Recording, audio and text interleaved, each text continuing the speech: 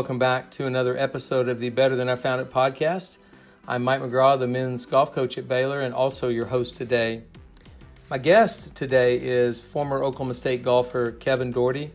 Kevin is a former true walk-on at Oklahoma State. He literally came to school as a walk-on and is now playing professional golf. He won in college. He's been very close to winning on the Korn Ferry Tour. And Kevin is a unique player, but also has taken physical fitness and nutrition to a new level. It's very, very inspiring to me, and I think you'll enjoy listening to Kevin and listening to his journey.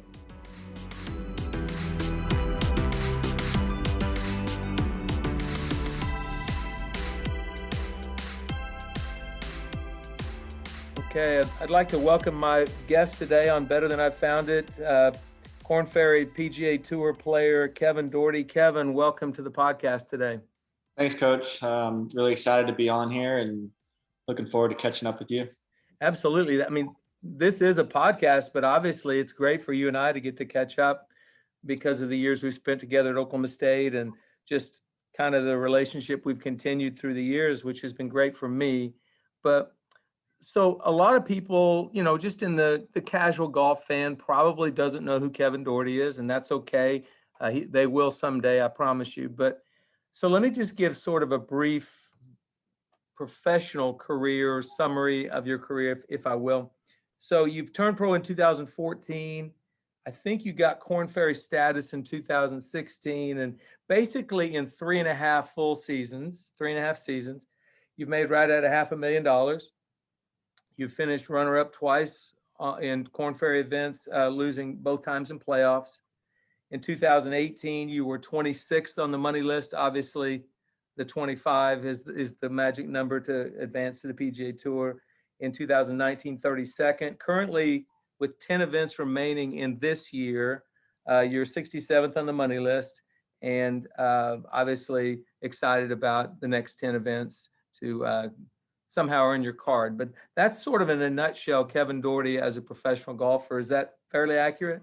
Yeah, it's very accurate. I played up in Canada right out of college, I believe, for 2 years. And then my first time to Q School finals, I just earned conditional status. I believe I finished somewhere in the 80th to 100th spot. So I didn't have great status. And the one thing that came from that was that I get into all the PGA Tour Monday qualifiers without having to pre-qualify. And it was 2017 when I qualified for my first PGA Tour event at Riviera. Tell me about that experience. Being a California kid, that must have been great. Yeah, I mean, close to home, maybe just over an hour. And I mean, to this day, I remember it was in a playoff. There was maybe 5 for 2 spots. Me and JT Poston ended up getting through, and remember calling my parents, and it was kind of one of those stepping stones that I can really do this. And then I remember I called Morgan. I stayed with him Monday night. Him and his caddy Sam had a house, and then I got 0 sleep that night. I believe we teed off at 7:30 with Charles Howe. So that was really good. And then just a few months later, I qualified for my first major and made the cut at just my second PGA Tour event and first major. And then Monday qualified again for Safeway that same year. And that kind of got the momentum rolling and went to finals again the next year. And then kind of what you talked about was leading up to that. Yeah. Thank you for filling in those blanks. By the way, Charles Howe, one of the true great OSU Cowboys in history, but he's always done a good job of playing practice rounds with and giving advice to young guys out on the PGA Tour. He's been great about that. I mean, you would agree with that? Yeah, absolutely. I mean, I only had 18 holes to prepare for one of the best events of the year on the PGA Tour, and he made it very comfortable. And how he goes about his practice rounds is, I mean, I was just a deer in headlights. I mean, I walk on the range and there's Phil and Rory and Dustin Johnson. And I'm like, what do I do? And he made it very, very easygoing. Yeah, I've always known that about Charles, and he's just a great guy and one of my favorite players playing pro golf today. But, you know, So you are playing pro golf. You are obviously doing a great job of that, and you're chasing a dream you've had since you were a little kid. But I think most people listening to this podcast would be somewhat surprised to know or to find out that you were a true walk-on at Oklahoma State. I mean, an absolute true walk-on.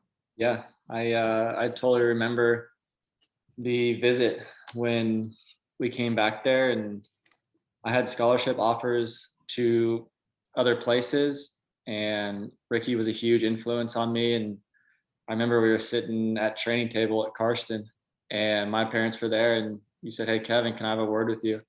And I mean, my heart started beating through my chest because I didn't know if it was going to be, "You're a great kid, but we don't have a spot for you," or it was going to be, "Hey, we'd love for you to be a part of the team." And I mean, as soon as those words came out of your mouth, I couldn't jump fast enough to say yes, yes, yes. I don't care what it costs or anything, because I just knew the benefit of being at Oklahoma State and being around all those guys.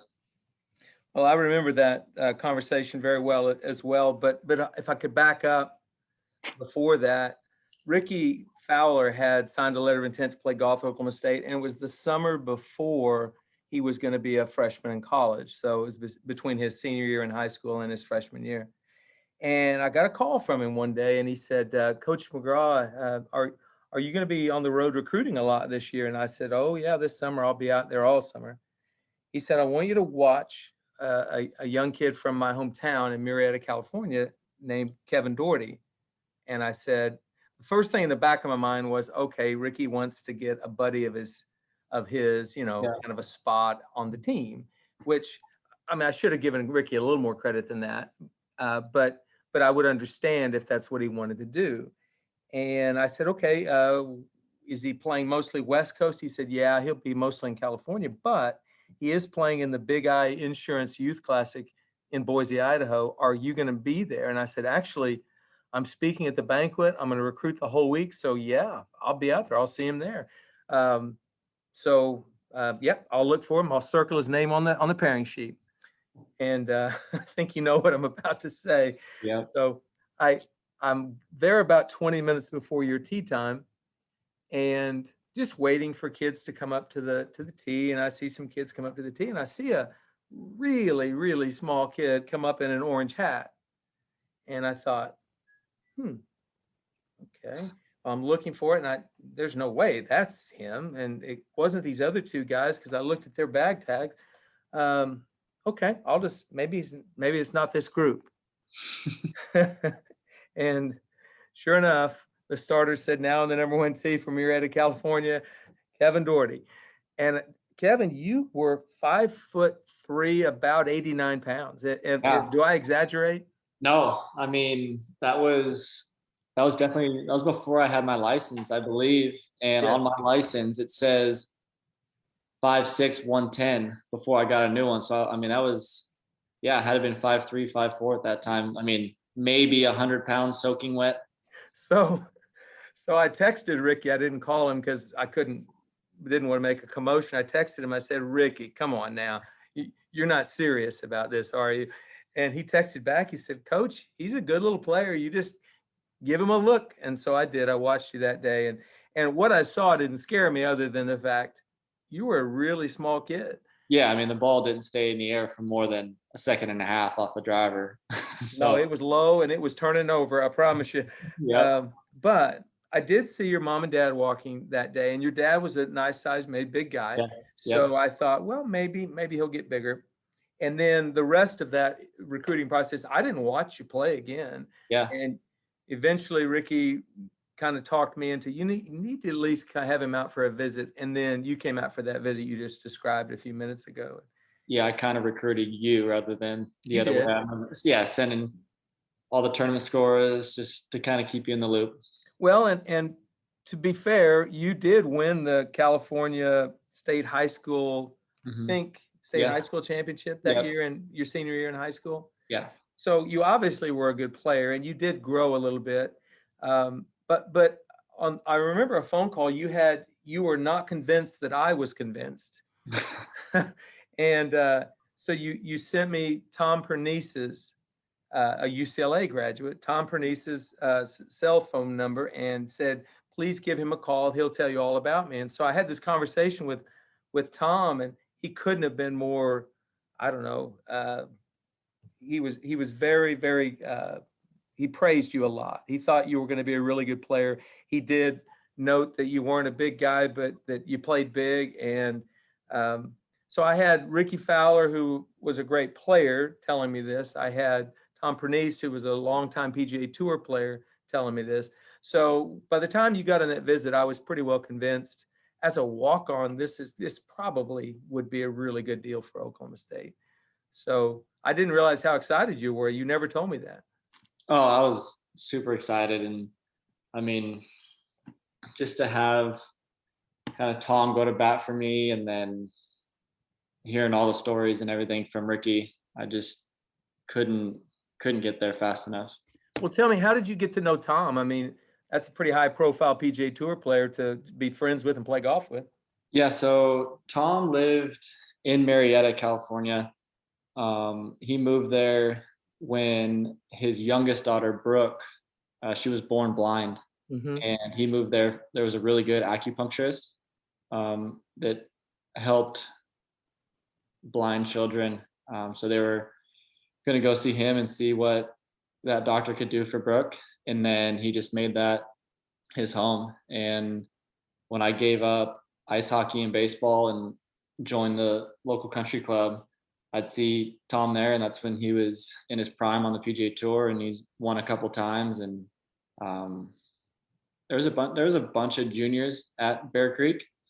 And I think he kind of took a little bit of a liking to me because he saw my work ethic, to where he would help all the juniors, and some juniors would come back 2 weeks later and hadn't hit a ball, but I'd be there from morning till night. My parents would pick me up, and he just kind of saw that the fire was in there and wanted to help in every way he could. And to this day, he's the exact same way. Don't know a lot of kids who, as a junior golfer, had the best junior golfer in the whole country who was a buddy of his that played golf with him, and a PGA Tour player who won a few times on the tour. That's pretty good influences. That's awesome. But it's amazing. Kudos to you that you took advantage of those opportunities and those people and used them as great resources to inspire you. Yeah, I mean, you can always learn from just bits and pieces from everyone, and kind of whatever you believe is best for you, take from this person and that person, and kind of mold it into yourself and try to become the best version of you. Well, so we go through the rest of your high school career, that senior year, and you're prepared to come to Oklahoma State as a walk-on. I actually didn't have any scholarship money available that year, so the other player I got was a walk-on as well, named Brad Gale, who I've had on this podcast before. And Brad has status on the PGA Tour, Latino America, I believe, tour, and has for years. And I'm not sure how many coaches could have two walk-ons from the same class from different parts of the country who would end up getting status on the PGA Tours. Yeah, that's I think that says a lot about you personally, and then also about what you've built at Oklahoma State and taught us, and just everything we learned there. Well, you guys did have some great upperclassmen as mentors. And I want to talk about one of those right now. Obviously, by the time you got there, Ricky Fowler had actually already turned pro. Ricky, your freshman year, it was his freshman. I mean, he just turned pro right after the Walker Cup.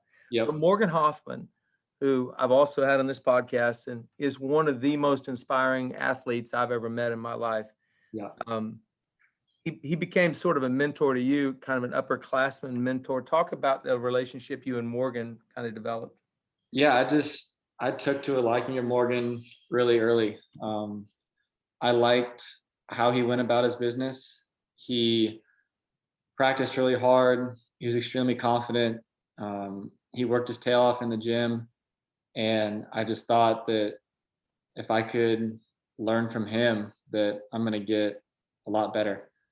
So he was a huge role model. And even to this day, I'm still really close with Morgan. He was in my wedding a few months ago, and everything he's done with what life's dealt with him and how he's handled it has been unbelievable. And every day in college, I would just kind of follow his shadow, and he'd go hit wedges and I would follow him. And then one thing that I kind of sparked the fitness side of everything is I remember him and Peter would go and work with Coach Glass on Tuesday and Thursday. And we would have workouts Monday, Wednesday, Friday. And that really, really caught my attention on how hard they were working. And I like hard workers. And that's what really inspired me with Morgan. Well, and everything I learned about you during the recruiting process, that's probably, other than the fact you were really good friends with Ricky, but truly, if you'd been a lazy friend of Ricky's, I probably wouldn't have allowed you to walk on. And I have a soft spot in my heart for people that work hard. I feel like there's just no place you can't get anywhere in life without it. Yeah. And it doesn't guarantee you're going to get someplace, No. In your whatever endeavor you're trying, but it gives you a chance. And so Morgan was a great, great mentor for you in a lot of ways, but his work ethic showed you, okay, this is how you do it. And so let's talk about that body that was 5'10" or 11, 125 pounds when you got there. I mean, you're right now, you're 6'2", you're 180, 185. You are put together and talk about fitness, physical fitness and nutrition, how Morgan kind of inspired that and what you've done with that as a professional. Yeah, it's become a huge hobby of mine, and I just really enjoy it. It fascinates me. And I remember when my freshman year, I was, like you said, anywhere from 5'10" to maybe 6 foot, and then 135 pounds. And it was my sophomore year, which is my redshirt freshman year. I had that L5 injury that kind of just crept in. We didn't have any trauma. I didn't fall on it or anything. And I was out for, I think, the majority of that semester. And after that, I said, I'm never going to get hurt again. So I really went full into treating my body the best I can. And I had an amazing trainer in California, Kevin Duenas, and I worked with him during all the summers and the winters.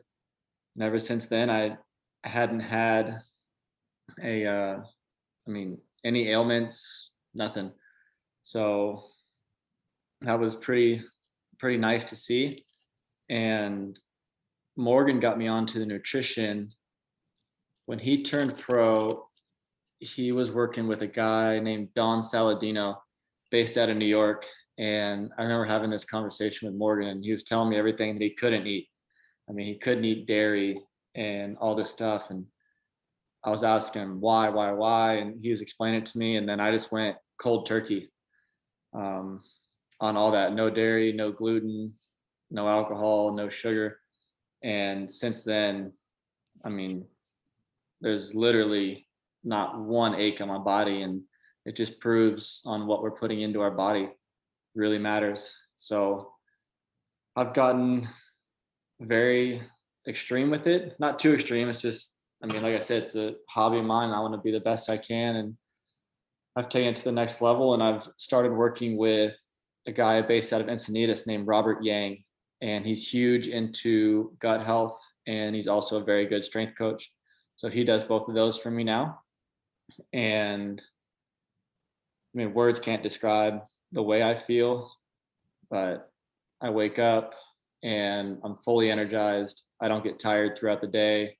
And it just gives me confidence that I'm doing everything that I can to perform my best. So when the day's over, I can say I did it and that was my best effort. So, you're saying that, and honestly, it's kind of unusual. Not a lot of guys are doing it the way you're doing it.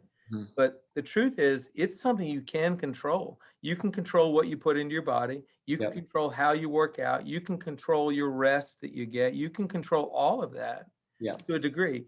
Why wouldn't you? Why would you leave that on the table? And so many kids in your generation have taken physical fitness as a major focus, but not everybody. And I wouldn't, if I was playing pro golf, I would not leave that one on the table. I would do something about it.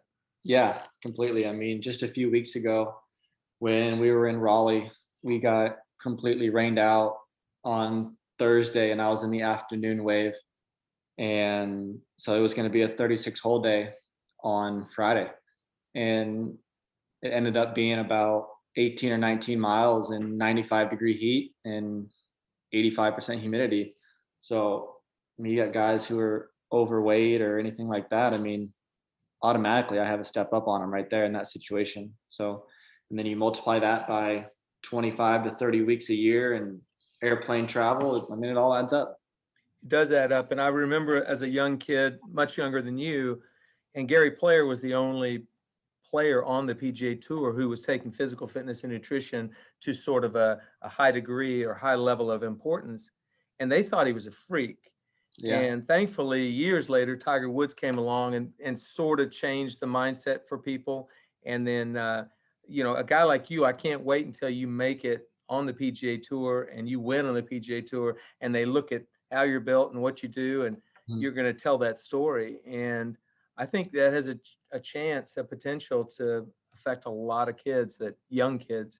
So I applaud you for that. That's amazing. And you know, Morgan inspired that initially, Yeah. which is great. And then unfortunately for Morgan, he's had just a really tough run of with muscular dystrophy, and just it's sidelined him for now. But I think Morgan believes he's going to play pro golf again. I really believe he does. Yeah, And with his talk about how he's inspired you through what his work with muscular dystrophy.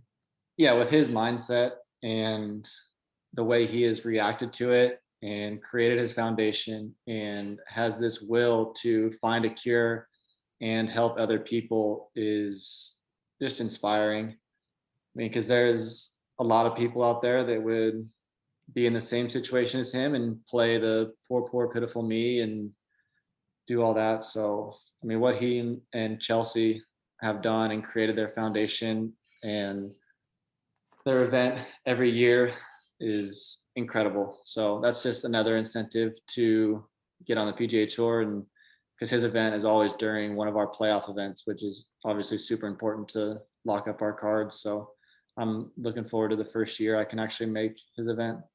Well, I went to his event in 2019. It was really, really inspiring to see Bryson DeChambeau and Rory McIlroy and just all the PGA Tour players that came out to support him that day. But I love the fact that even though he's sidelined as a professional athlete for now, he's still inspiring people like you and me to want to take physical fitness and health to a you know, make it a major focus. So thank you for that. I honestly think it's one of the biggest reasons you're succeeding as a former walk-on golfer, that because you've taken physical fitness and health and wellness and strength training to another level. You know, most people probably don't know this, but you're ranked second on the Korn Ferry Tour this year in driving distance at 320. Yeah. Not bad for a guy that I literally was 90 pounds when I met him. Yeah. Trying to convince me he needed to come on, you know, to Oklahoma State. So thank you for that. So let's go through a little bit of your career at Oklahoma State. So you got through that L5 issue, you started growing, getting stronger. And by the time I was actually in what would be my last year at Oklahoma State, you started playing for us a bit. And I remember the spring of 2013, I took you to the Linger Longer as an individual. And I think you shot 68, 73 and finished fifth in a really good field. Lots of good teams there. And that convinced me I needed to put you in the lineup at the Aggie Invitational, the next event. And I decided to walk with you. Well, I never left your side for the remainder of the season. I walked with you for the rest of the season, all the way to the national championship. That was a thrill for me. Yeah. Because one, I'm walking with a kid who is a walk-on. I am walking with a kid who's come a long, long way. And honestly, you'd come a long way in a lot of areas. Maybe a little immature when you first got to college. And I was walking with a kid who was one of, if not the hardest worker, one of the hardest workers I was coaching. Yeah, absolutely. And, but I want to tell a story about the Aggie Invitational. So you finished 20th or something. He had a decent finish. It wasn't bad. It was a good Yeah. field. But on 9 and 18, I remember the wind was blowing at all 54 holes. It was blowing off the right on both of those holes, probably 15 to 20 miles an hour. Yeah, and the ball is about 2 feet above your feet. Yeah, yeah. It's so everything wants to send this ball to the left. Oh, So we were on the 18th hole, which was our 9th hole that day, and the pin was cut left. And I thought, well, this will be fairly easy to get to because, you know, you got all that green to work with. You started it in the hazard right and slung it all the way across that green, left of the green, left of the left bunker. We were 25 yards left of the flag. And I thought, he just hooked that 8-iron 45, 50 yards. Okay. We get over to 9 and you did the exact same thing. Well, it occurred to me, he doesn't have a hold shot. yeah. If it's off the wind is off the right, Kevin has no chance. Yeah, I can't start it far enough right. So I didn't want to shock your system with, you know, you got to learn how to do this, young man, or you'll never be able to play. But Yeah. after the tournament, I did sit you down. And do you remember what I said to you? Yeah, just that if I wanted to be an incredibly successful golfer on the PGA Tour, that we got to find out a way to hit the ball straight with a right to left wind. And I mean, I went right back to Morgan. I remember we were just in front of the team barn on the lower tee and said, all right, I'm all yours. Teach me how to hit a hold shot. And remember he put a stick out front and explained to me how he did it. And I said, oh, that's pretty simple. So I worked on that. And then I remember we got to Prairie Dunes and it was blowing. The first 18 holes was fine. And then out of nowhere, it dropped about 25, 30 degrees and started blowing out of the north. And those holes that you get a right to left wind on, I mean, it looks like I was playing indoors. I was holding it so well. And so that was really fun to see. Yeah, it was just a little over a month, honestly, just a little over a month later.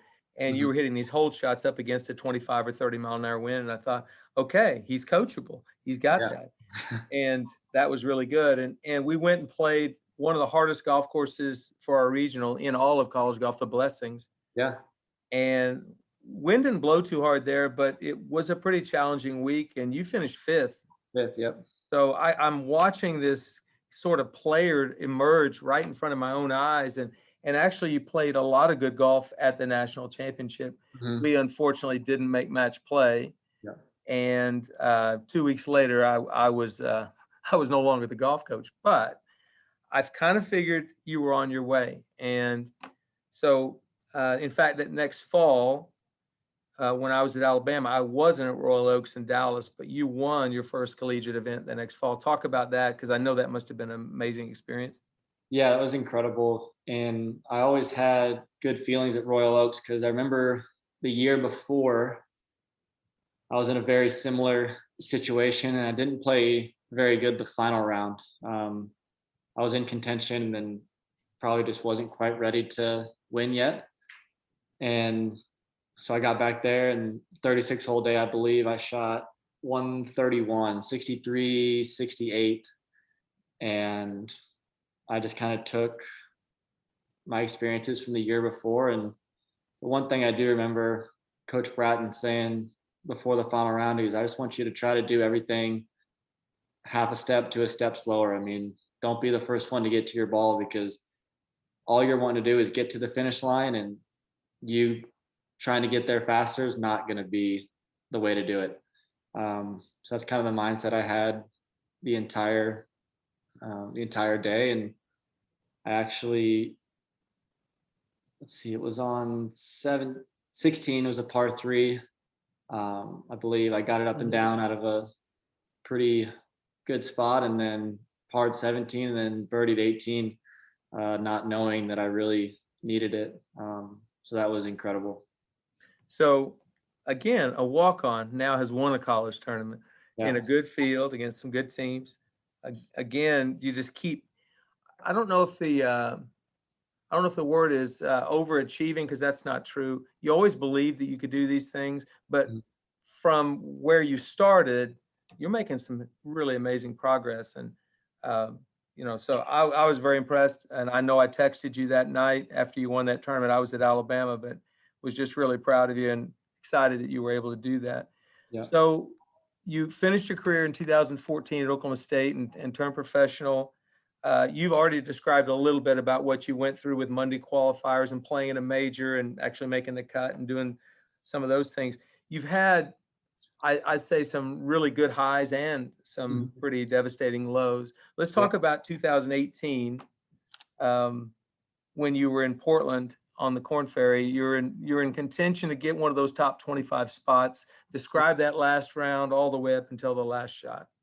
Yeah, so I had a very good start to the season, and I was inside the top 15, top 17 all year. And then this was probably where some inexperience plays in. And I played every event that year. I don't know if anyone knows that. And so that was, I believe, 13 or 14 in a row before the playoffs. And I kind of wore myself down. I think I might have missed 6 cuts in a row or 5 cuts in a row, and ended up missing my tour card, I think, by $1,200 or something like that. And then, so fast forward to Portland, we were in contention all day, and it was between me and Hank Libiota, I bet. Or yeah, Hank. And I remember we were on 16, and I pushed my drive just a little bit into the trees.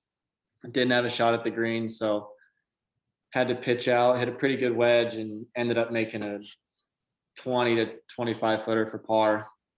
And then I go on to birdie 17. So now, 18 is a reachable par 5, and anything could happen. So made a pretty good swing. It just trickled just into the right rough to where I had to lay up. Laid up to a good spot. And I don't know if you've been to Pumpkin Ridge before. I have. Okay, so it was that front left hole location to where 3 paces past, it goes down the bowl, just absolutely dead. So we were just trying to play front edge, which I think the pin was only 3 or 4 on. So if we finished it front edge, we would have had 9, 10, 11 feet. And it came up maybe a yard or 2 short of the fringe. So it was kind of right. We were trying to play it, and looked at my caddy and said, "We need this." And he goes, "Do it." And I, to this day, it still plays through my head, and hit a perfect pitch. And I thought it had the line, and it was going to come up just short. And when I saw the last 3 or 4 feet had enough pace, I figured I did it. And I'm getting chills right now thinking about it, but it just somehow it just went left and hung on the lip, and that was tough. Well, I've been at that golf course, and disaster can occur on that hole. So you did the right thing by trying to hit it to front edge for sure. Yeah. And you did everything you could to make the shot. It just didn't go in. Yeah. But 2 things occurred to me. One, you're going to be in that situation again. And I don't think you choked in that situation. I just think it just didn't go in. You hit a great shot. Yeah. But, you're going to push through, and it's going to happen the next time. Plus, I think that 6 cuts in a row you missed because you tried to play 13 events in a row is an amazing learning experience too. You won't ever do that again, I don't think. No, definitely not. I started working with Troy Basham. He's my mental coach. And one thing we've talked about is a lot of guys play professional golf just to get on some run and get hot. So they'll try to play 8, 9 weeks in a row, hoping to play good 1 or 2 weeks. But if you look at some of the best guys in the world and look at the greatest of all time, Tiger never played more than 2 weeks in a row. And it's not because he won all these majors. He was doing it before he was successful. So he was preparing, training, tapering off whenever he had to. And that's kind of the mindset that we've taken the last couple of years. And now the longest stretch I'll play is probably 4 to 5. And within that, there's probably a tournament that's in Dallas or somewhere where I can stay at home. So that makes it a little easier to where it only feels like 3 or 4. Well, and I think that's one of the most undervalued necessities for a pro golfer, even for a college golfer. We had a player this spring who played in one of our events went and played in the McKenzie Tour School over spring break, came back and played another of our events. And he told me he was absolutely wiped out. And I said, that's just 3 weeks. Yeah. And you didn't travel quite as much as a guy that might go coast to coast. I mean, sometimes you have to go from LA to Florida, or sometimes, whatever, but, and that's where nutrition Mm-hmm. really kicks in too, because you need rest and you need to eat well, and so all of those things are things you learned as you've come up through the ranks. Yeah. And I don't believe that our body is supposed to be at 40,000 feet for 3 to 5 hours every week. So getting that recovery, eating well, reducing inflammation within your body is extremely crucial to me. So Yeah, I'm very, very impressed with your commitment to that. I'm going to ask a question. How have you been able to, because you've had some other setbacks, you lost in 2 playoffs, one in Wichita and one in Savannah, that could have been victories that might have changed. How have you been able to, bounce back and keep a positive attitude and keep moving forward? Because that's what you've done your whole career, as you just continually move forward in the face of, some people would call it adversity, some would say just setbacks. But how have you done that? gotta credit my parents, and especially my mom. I mean, you've met my mom, and she's one of the most positive people in the world. And no matter what situation it is, I mean, me losing in a playoff, or I have a canceled flight, and she always says that you are where you're supposed to be, because there's a bigger plan out there for all of us. So I just always tell myself that. And I mean, beating 155 guys in a week is a really good accomplishment. And so you just gotta always pull from that. I mean, because your self-image is so sensitive, to where you start telling yourself the wrong things and you start believing it, and it's just not a good road to go down. Well, when you mentioned your mom's name, I smiled. She's such a neat lady. And, another thing too, your new wife, Lindsay, I know Lindsay and you dated for a long, long time, but she's a really great support for you as well, isn't she? Yeah, she's incredible. And what makes it even better is that she's so independent, and that makes my job a lot easier. I mean, she does travel maybe 1/4 to half the events, which is nice to have her out there because her job is remote now. But with her being independent, she has her own big girl job. When I'm home, she's not needy or anything like that. And when I'm on the road, I mean, she takes care of everything. So just having that team around you is very special. And I mean, not everyone gets to experience the wives that me and you have. So it's pretty nice. Yeah, I think we both outkicked our punt coverage, didn't we? Big time. Absolutely. But, you're inspiring to me. As I said, I opened this with basically you're a walk-on who's playing pro golf, a walk-on. That's hard to do. I know some others have done it in the past, but not very many do it. Not very many walk-ons ever win a college tournament. Yeah. Not very many walk-ons actually ever compete for their team at the national championship. It's pretty rare. So the fact that you've done that, the fact that you continue to move forward is an inspiration to me. And I'm proud of you. I'm thankful that our paths crossed so many years ago. Yep.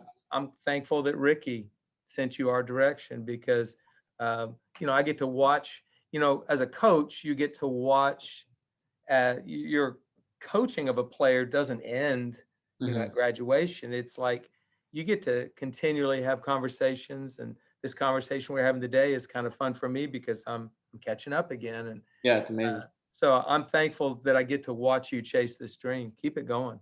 Yeah, no, it's been fun, and just gonna keep going. And I mean, get on a hot streak, and you never know how fast things can really change. I mean, a good buddy of mine down here, look at Will Zalatoris. I mean, 2 years ago, I remember we were playing, and he had just missed first stage of Q school, and he's a world beater, and now everyone's starting to really see it. So. Well, and Will has been on this podcast as well. And it's kind of amazing the similarities of people that end up being successful in this game is they all are, one, incredibly positive.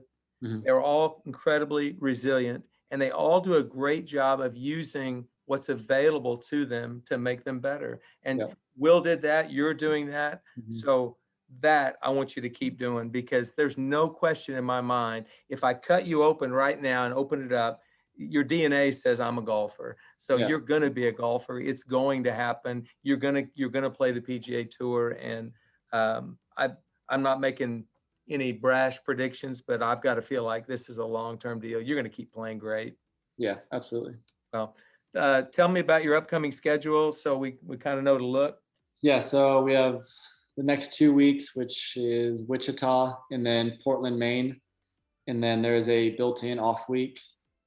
And then we will play Denver, Springfield, Illinois, Springfield, Missouri, and then another built-in off week. And then Utah and Omaha this year is the last event of the year. We're not going back to Portland this year.